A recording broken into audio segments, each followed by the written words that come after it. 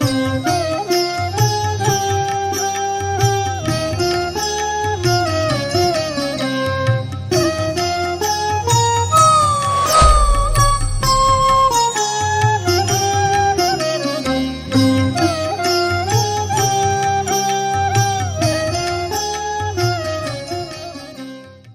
నమః ప్రణవార్థాయ శుద్ధ జ్ఞానైకరూపిణే నిర్మలాయ ప్రశాంతాయ దక్షిణామూర్తయే నమః.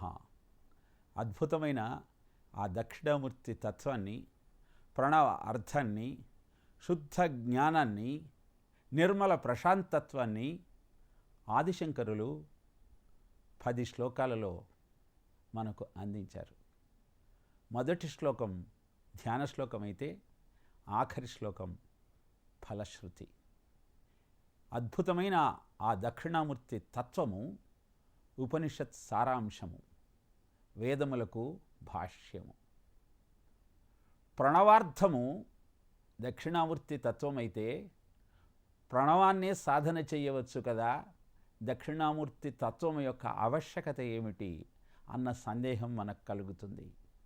ఓం ఇత్యేకాక్షరం బ్రహ్మ అని చెబుతుంది ఆశ్రవాన్మయం. సకల చరాచర సృష్టికి మూలం ఆ శబ్ద బ్రహ్మమే. ఆధునిక విజ్ఞానం కూడా బిగ్ బ్యాంగ్ థియరీ ద్వారా శబ్దం నుంచే సకల చరాచర సృష్టి జనించిందని చెబుతుంది. ఓంకారాన్ని ప్రతినిత్యము పఠిస్తే వైరాగ్యం కలుగుతుందని తెలియజేశారు.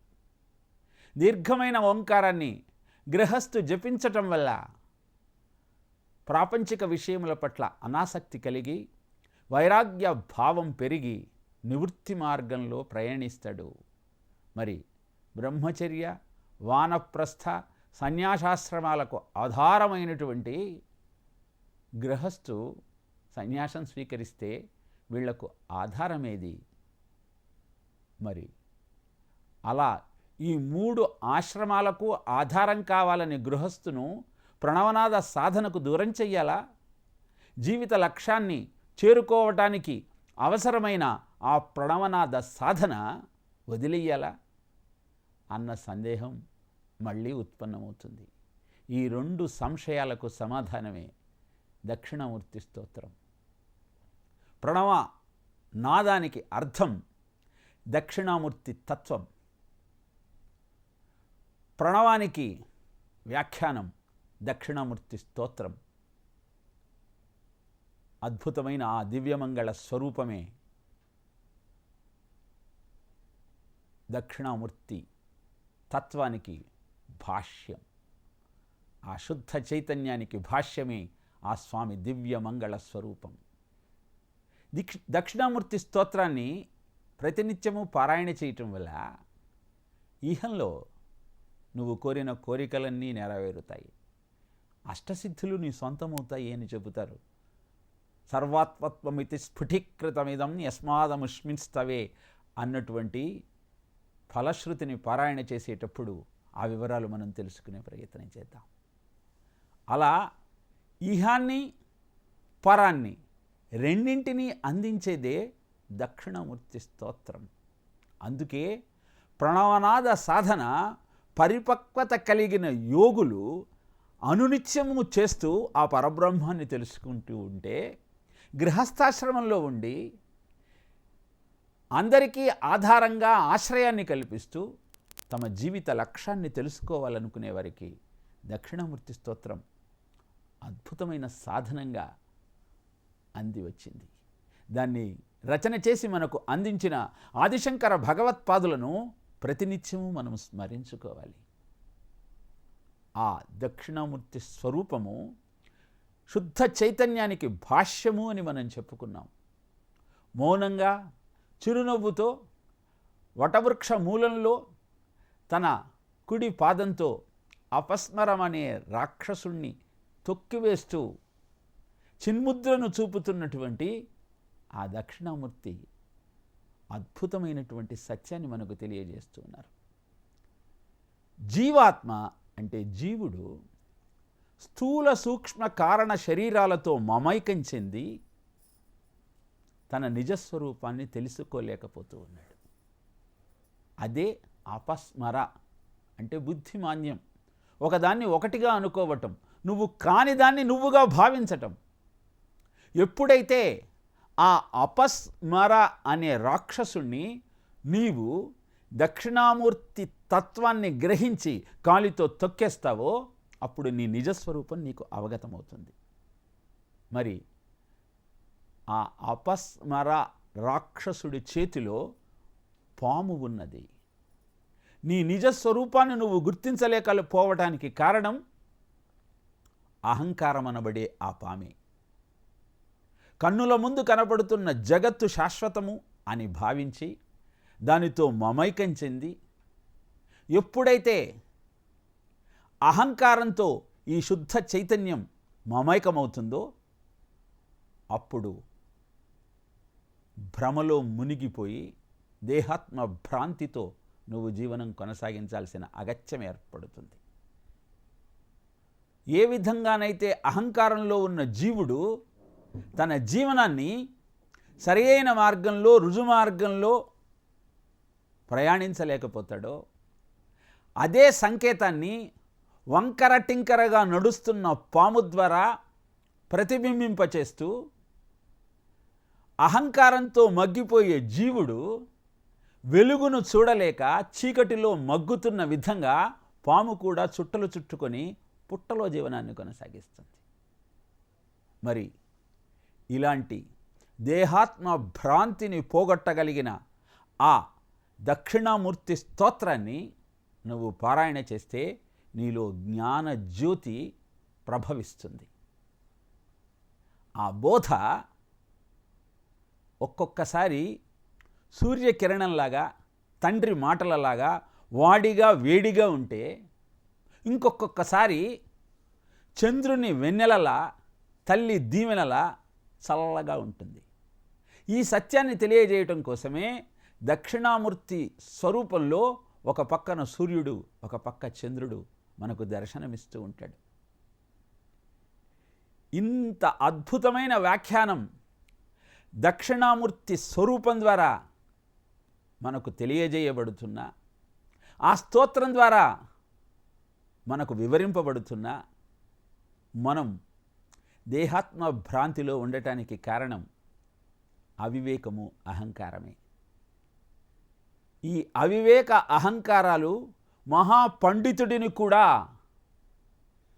ఎలా లోబరుచుకుంటాయో, భ్రాంతికి గురి చేస్తాయో మహాకవి కాళిదాసు వృత్తాంతంలో మనకు అవగతమవుతుంది. కాళిదాసు భోజరాజు ఆస్థానంలో ప్రసిద్ధి చెందినటువంటి పండితుడు. అందరూ నువ్వు చాలా గొప్ప పండితుడివి అనటం వల్ల, భోజరాజు కూడా అత్యంత ప్రాధాన్యత ఇవ్వటం వల్ల కాళిదాసులో కించిత్ గర్వం పడసూపింది.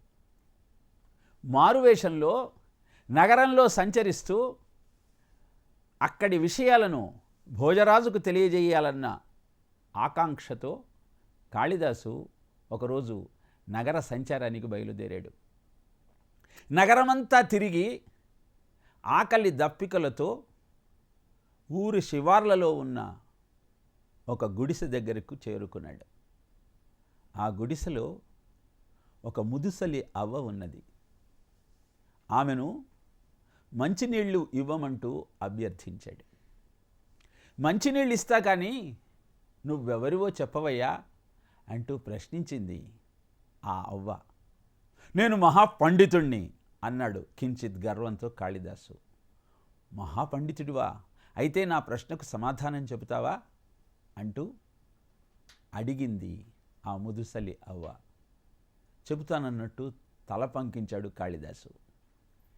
ఈ ప్రపంచంలో బలవంతులెవ్వరు అని ప్రశ్నించింది. ఆలోచనలో పడ్డాడు కాళిదాసు. దాహంతో నాలుక పిడచ కట్టుకుపోవడంతో బుద్ధి సరిగా పనిచేయని కారణాన మౌనాన్నే ఆశ్రయించాడు. ఒక క్షణం చూసి, ఆకలి దప్పికలు అన్నిటికంటే బలం కలిగినవి కావంటావా అంటూ ప్రశ్నించింది. అవ్వ చెప్పిన సమాధానం సరిగా తోచటంతో కాళిదాసు సమాధానం చక్కగా ఉంది, మంచినీళ్ళు ఇస్తావా అని ప్రశ్నించాడు. మంచినీళ్ళు ఇస్తా కానీ నువ్వెవరు అన్న ప్రశ్నకు సమాధానం చెప్పటం లేదేమిటి, నువ్వెవరివి అని మళ్ళీ ప్రశ్నించింది. నేను ఒక బాటసారిని అన్నాడు కాళిదాసు. బాటసారివా? అయితే ప్రపంచంలో ఎవ్వరితో సంబంధం లేకుండా నిరంతరం సంచరించే ఇద్దరు బాటసారుల గురించి చెప్పగలవా అని ప్రశ్నించింది ఆ అవ్వ. మళ్ళీ ఆలోచనలో పడ్డాడు కాళిదాసు. సమాధానం తెలియక మౌనాన్నే ఆశ్రయించాడు. సూర్యుడు, చంద్రుడు ఎవ్వరితో సంబంధం లేకుండా నిరంతరం సంచరించే బాటసారులు కాదంటావా అని మళ్ళీ సమాధానం తనే చెప్పింది ఆ అవ్వ. అద్భుతమైన సమాధానం చెప్పావు, మంచినీళ్ళు ఇస్తావా అని మళ్ళీ అడిగాడు కాళిదాసు. దాహం తీరుస్తా కానీ నువ్వెవరు అన్న ప్రశ్నకు సమాధానం చెప్పలేవు, చెబితే ఇస్తాను అన్నది ఆ అవ్వ. ఈసారి ఆలోచనలో పడ్డాడు కాళిదాసు. అతిథి దేవో భవ అంటారు కదా, నేను అతిథిని అని చెబితే దేవతలాగా ఆహ్వానించి మంచినీళ్ళు ఇస్తుందనుకున్నాడు. అందుకే నేను అతిథిని అని సమాధానం ఇచ్చాడు. ఈ లోకంలో నిజమైన ఇద్దరు అతిథులెవ్వరో చెప్పగలవా అని ప్రశ్నించింది ఆ అవ్వ. సమాధానం తెలియక మౌనంగా ఉన్నాడు కాళిదాసు. ధనం, యవ్వనం క్షణంలో వచ్చి మరుక్షణం మాయమయ్యి మురిపించేటువంటి ధనము, యవ్వనము నిజమైన అతిథులు. అందుకే మాకురు ధన జన యవ్వన గర్వం హరిత నిమేష కాలయ సర్వం. ధనము, యవ్వనము ఎలా వస్తాయో, ఎలా మురిపిస్తాయో, ఎప్పుడు పోతాయో ఎవరు చెప్పగలరు. అవ్వ చెబుతున్న సమాధానాలు కాళిదాసుని ఆశ్చర్యచకితుడిని చేశాయి. అద్భుతమైన సమాధానాలు చెబుతున్న ఓ అవ్వ, మంచినీళ్ళు ఇస్తావా అని మళ్ళీ అడిగాడు గొంతు పిడిచకట్టకపోవటంతో. నీవు ఎవరో చెప్పకుండా మాటిమాటికి మంచినీళ్ళు అడుగుతావేమిటి అంటూ గద్దించి ప్రశ్నించింది అవ్వ. కోపంతో, నేనెవ్వరంటూ ఇన్నిసార్లు అడుగుతున్నావే, నేను ఒక మూర్ఖుడిని అని సమాధానం చెప్పాడు కాళిదాసు. ఈ లోకంలో నిజమైన మూర్ఖులు ఇద్దరే. ఒకరు అర్హతలు తెలియకుండా అందరినీ అందలం ఎక్కించే మహారాజు. రెండు, ఆ రాజు ప్రాపకం కోసం కళ్ళబొల్లి మాటలన్నీ చెబుతూ ఆయనను ఆశ్రయించే నీలాంటి పండితులు అని సమాధానం చెప్పింది అవ్వ. వెంటనే తన కనుల మున్న ఉన్నది సామాన్యమైన ముదుసలి అవ్వ కాదు, సాక్షాత్తు సరస్వతీదేవి అన్న సత్యాన్ని గ్రహించి సాష్టాంగ దండ ప్రణామం చేశాడు కాళిదాసు. ఇలా నీ అవివేకము, అహంకారమే నీ దేహాత్మ భావనకు కారణమవుతూ ఉన్నాయి, నిన్ను భ్రాంతిలో ముంచివేస్తూ ఉన్నాయి. మరి ఇలాంటి భ్రాంతి నుంచి నిన్ను నువ్వు సంరక్షించుకొని ఇహాన్ని పరాన్ని అందుకోవాలి అంటే దక్షిణామూర్తి స్తోత్రాన్ని ఆశ్రయించాలి. దానిలో నీవెవరో, నీ ఉనికి ఏమిటో, నీలోని చైతన్యం ఏమిటో, ఈ రెండింటితో ఆనందాన్ని ఎలా అందుకోవచ్చో, ఈ ప్రపంచం అంటే సత్ చిత్ ఆనంద నామ రూపాలే అన్న సత్యాన్ని నీకు అద్భుతంగా వివరించారు ఆదిశంకరులు. మొదటి శ్లోకంలో సత్ అంటే ఉనికి, విశ్వం దర్పణ దృశ్యమాన నగరీ తుల్యం అన్న శ్లోకంలో ఆ శుద్ధ చైతన్యం కాన్షియస్నెస్ యొక్క వివరణను ఇచ్చి, అనంతరం బీజస్యాంకర్వాంకురో జగదిదం అన్న శ్లోకంలో దాని వివరణను మనకు అందజేశారు. అది సత్తి యొక్క ప్రస్తావన. అనంతరం మూడవ శ్లోకంలో యస్యైవ స్ఫురణం సదాత్మకమసత్కల్పార్థకం భాసతే అంటూ ఆ స్ఫురత్, ఆ చైతన్యాన్ని నిర్వచించి నానాఛిద్ర ఘటోదర స్థిత మహాదీప ప్రభాభాస్వరం అన్న శ్లోకంలో దానిని వివరించారు. అందుకే ప్రతి నిత్యము ఆ స్మరణ మనకు ఉండాలి. ప్రతినిత్యము గుర్తించి మననం చేస్తూ ఉండాలి. ఏం గుర్తించాలి, ఏం మననం చెయ్యాలి అంటే, యస్యైవ స్ఫురణం సదాత్మకమసత్కల్పార్థకం భాసతే, ఏ చైతన్యమైతే మిథ్య అయిన ఈ జగత్తులో ప్రవేశించి ఈ జగత్తును భాసింపజేస్తుందో ఆ చైతన్యము నేను అన్న స్ఫురణ ప్రతినిత్యము నువ్వు ఉండాలి. మరి దేన్ని మననం చేయాలి అంటే, జానామీతి తమేవ భాంతం అనుభాత్యే తత్సమస్తం జగత్, నేను చూస్తున్నాను, నేను గ్రహిస్తున్నాను అని ఏ చైతన్యం నీకు జ్ఞానాన్ని అందిస్తుందో ఆ చైతన్యమే సమస్త జగత్తును ముందుకు నడిపిస్తుందనన్న సత్యాన్ని ప్రతినిత్యము నువ్వు మననం చెయ్యాలి. అప్పుడు నీ జీవితం అద్భుతంగా ఉంటుంది. ఇలా సత్తును చిత్తును నిర్వచించిన తరువాత 72 పాషండ మతాలు ఆనాటి సమాజంలో, ఆ మాటకొస్తే ఈనాటి సమాజంలో కూడా విహ్వలంగా నృత్యం చేస్తూ ఈ సత్తును చిత్తును ఎలా అపార్థాలతో నింపివేసిందో ఆ తరువాత శ్లోకంలో వివరిస్తున్నారు. మనం జ్ఞాపకం పెట్టుకోవాల్సిన సత్యం ఏమిటి అంటే, ఈనాటి సమాజంలో అదే రాముడి పేరు చెప్పి, కృష్ణుడి పేరు చెప్పి, దక్షిణామూర్తి పేరు చెప్పి వారు చెప్పని మాటలనన్నింటినీ ప్రచారం చేస్తూ ఉన్నారు. ఉదాహరణకు కొన్ని మతాలు ఈ జన్మలో నీది మానవ జన్మ అయితే మళ్ళీ తప్పకుండా నీకు మానవ జన్మే దొరుకుతుందని ప్రచారం చేస్తున్నారు. యం యం యాతి స్మరన్ భావం చజంచంతే కలేవరం తం తమేవైతి కౌంతేయ సదా సద్భావ భావిత, భగవద్గీత 8వ అధ్యాయంలో కృష్ణుడు చెప్పాడు. నీవు ఈ శరీరాన్ని వదిలేసేటప్పుడు ఏ భావనతో శరీరాన్ని వదిలేస్తావో అదే భావన కలిగిన జన్మను నువ్వు పొందుతావు. అంతేకాని మళ్ళీ మానవుడిగా జన్మిస్తావన్న నమ్మకం లేదు. ఇలాంటి ఆలోచనను ఎవరైనా నీలో కలుగ చేస్తూ ఉంటే వాళ్ళు నిన్ను తప్పుదోవ పట్టిస్తున్నారని గుర్తించు. భగవద్గీతలో చెప్పిన ఈ సత్యానికి భాగవతంలో జడభరతుని వృత్తాంతాన్ని ఉదాహరణగా తెలియజేశారు. ఈ విషయాన్ని మీకు ఇంతకు ముందే ప్రస్తావించడం జరిగింది. అలానే వివాహం చేసుకున్న భార్యాభర్తలు సంగమించవద్దంటూ కొన్ని మతాలు ప్రచారం చేస్తూ ఉన్నాయి. ఏమి చోద్యం ఇది? ప్రతి గృహస్థు యొక్క కర్తవ్యం పితృ రుణం తీర్చుకోవటం, ఋషి రుణం తీర్చుకోవటం, దేవ రుణం తీర్చుకోవటం. నీ పితృ రుణాన్ని ఎలా తీర్చుకుంటావు? సంతానం లేకుండా సాధ్యమవుతుందా? పితృదేవతలకు పిండం పెట్టాల్సిన ఆవశ్యకత లేదా? ఇలాంటి అనవసరమైన వ్యాఖ్యానాలతో భారతీయ జీవన విధానాన్ని తప్పుదోవ పట్టిస్తున్నటువంటి ఆ ఆలోచన విధానాలన్నింటికి తరువాత శ్లోకంలో అద్భుతమైన వ్యాఖ్యానం చేస్తూ ఉన్నారు ఆదిశంకరులు.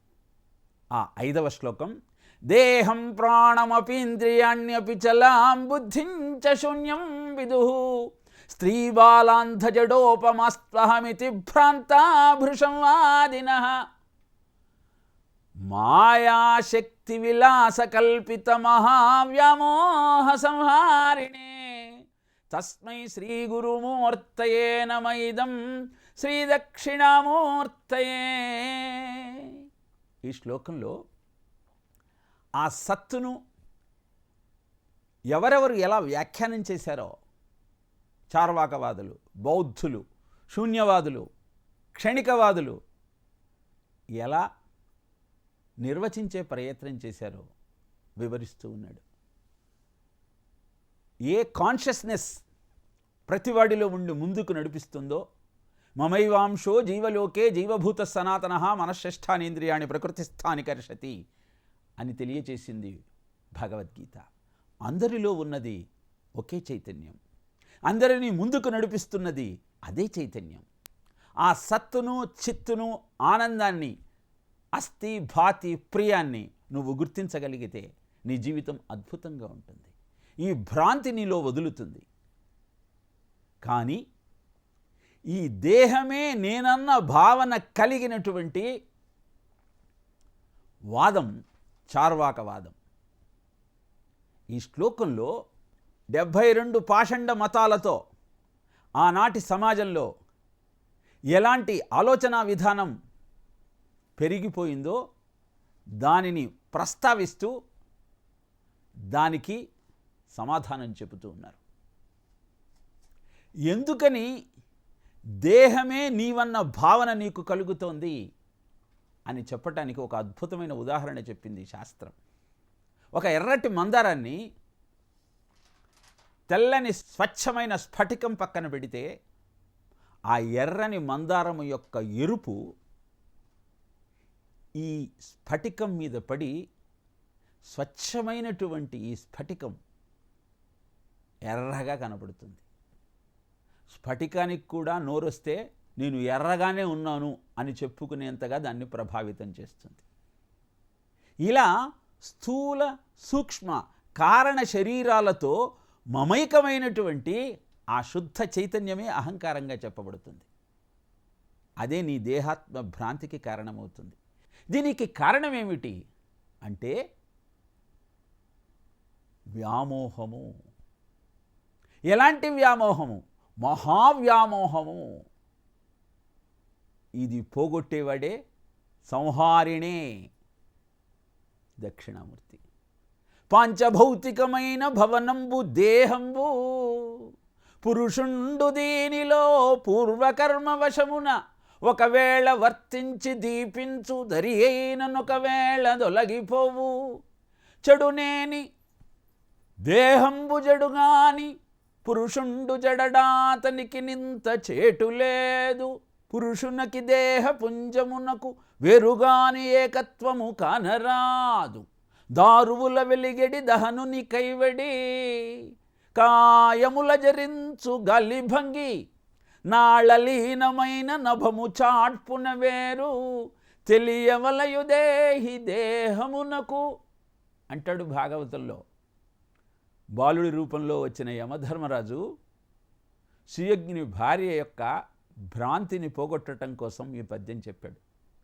ఇలా దేహ భావనను పోగొట్టుకొని నిజమైన సత్యాన్ని తెలుసుకోవాలి. కానీ చార్వాకవాదులు ఈ దేహమే నేనన్న భావనతో ఉంటారు. పాపము పుణ్యము స్వర్గము నరకము ఇవేవీ లేవు.